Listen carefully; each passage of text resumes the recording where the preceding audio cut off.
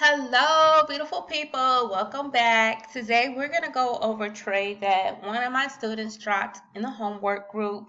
And we're going to sit here and analyze what happened. So without further ado, let's go ahead and get started. So a part of my trading process as a trader is journaling because you need to know why you won or lost a trade so you can fix your mistakes or duplicate what you did right.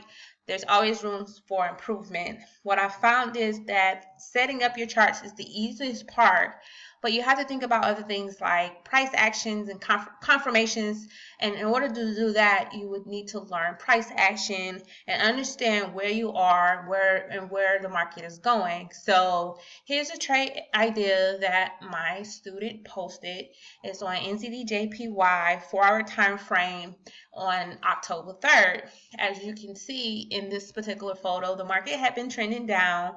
He's using the Magic Fibs M's and W's strategy where he would find an M pattern and mark it up from the neckline to the high of that using the Magic Fibs.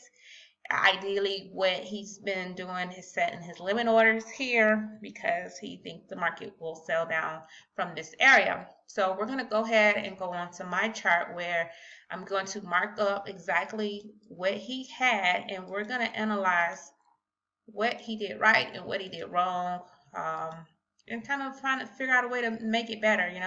So once again, we got this M pattern. Why is it an M pattern? Well, because it looked like an M and market broke structure. This is a valid M pattern. The structure is the neckline for this particular strategy. So you got to break the structure of the neckline, and he's looking for a retest in this area of the first filled levels for a sell. Now, I'm going to tell you what he did versus what I would do and what I am doing. He set a limit order, and when you set limit orders, you assume the market is going to do what you want it to do. But you and I know that we cannot predict the market. We don't know what kind of news, outside things that can impact the results of the trade. It could be news, it could be market manipulation by the bigwigs, anything. So I tell you this because it's important to confirm your setups.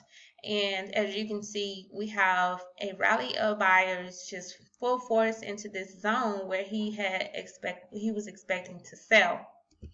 And when we move this market forward, you will quickly see that this zone was blown away in seconds. Full force.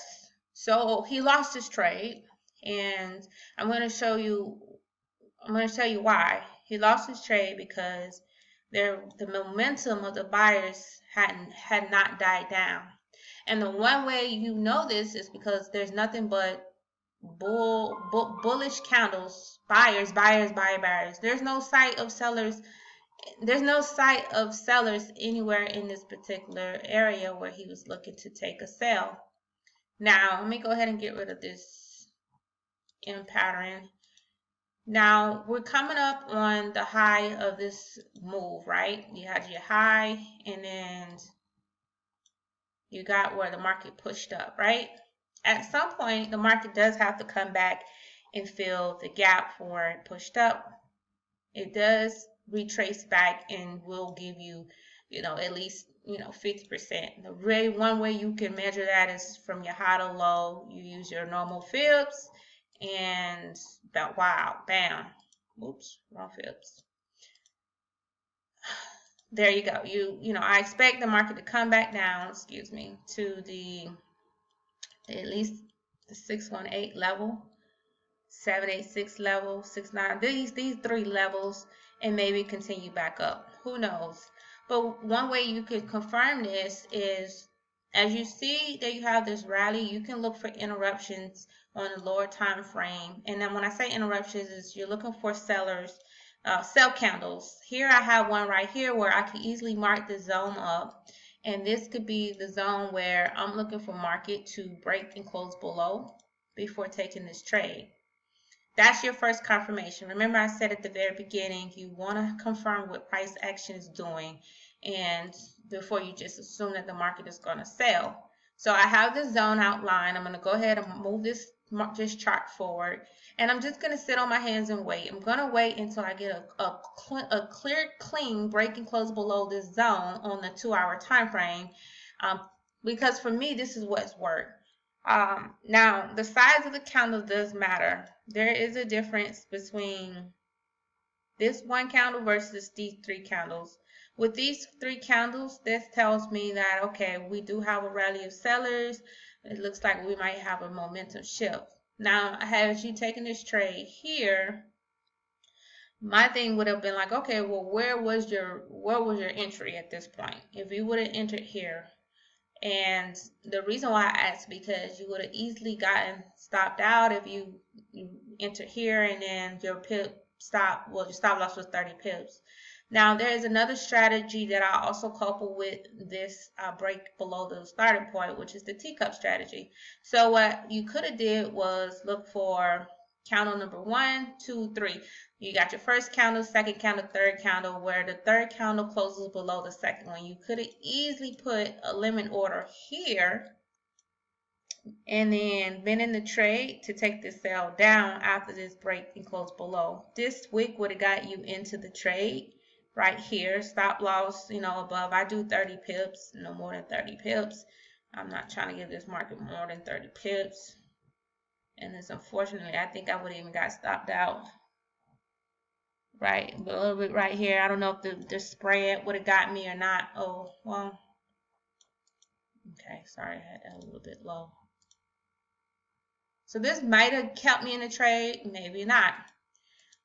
That's the risk you take. And then, so confirmation 1, break and close below. Confirmation 2, teacup strategy for the sale.